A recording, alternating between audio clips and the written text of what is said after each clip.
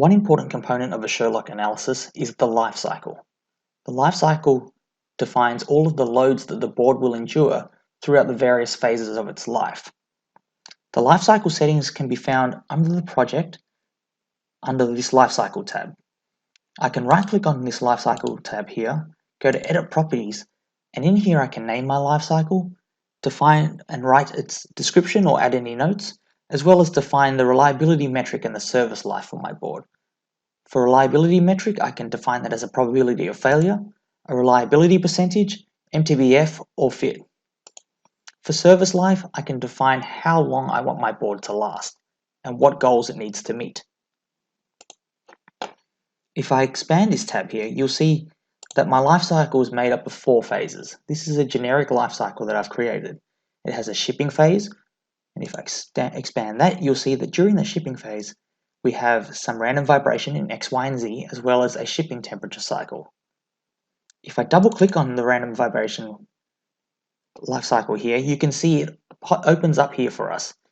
Within the random vibration editor, you can name the random vibration event, give it a description, as well as choose some settings here. So the duration and the number of times that this occurs.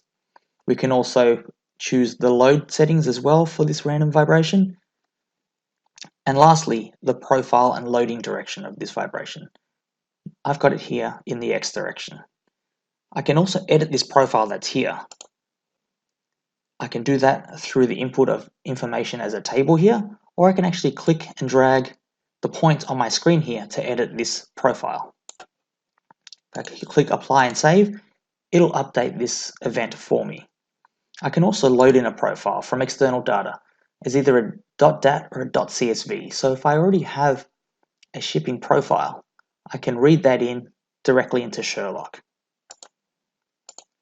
I've also got a shipping temperature cycle here, and if I double click on that, you'll see that we have a small temperature cycle, a diurnal temperature cycle, as the board is being shipped. So you see it starts off here, the temperature increases, and then it drops off again. Once again, I can edit this profile by editing it here in this table here to define the hold and the ramp temperatures. My next phase is my environmental phase. During this phase, I have another environment temperature cycle, and if I double click on that, it's another diurnal temperature cycle as the board sits in its environment. So we see that the temperature remains steady at 10 degrees Celsius here, and then it ramps up into the 30s and then back down again at night. Within the temperature cycle, I can also determine when it occurs and how often it occurs. In this case, I've got it operating at 100% duty cycle. I have another phase here when my board is working. While it's working, there's another temperature cycle, one that's much more complex, that occurs over a much shorter period of time, just during the operation of the equipment the board is mounted in. I also have a harmonic vibration that you can see here if I double click on that.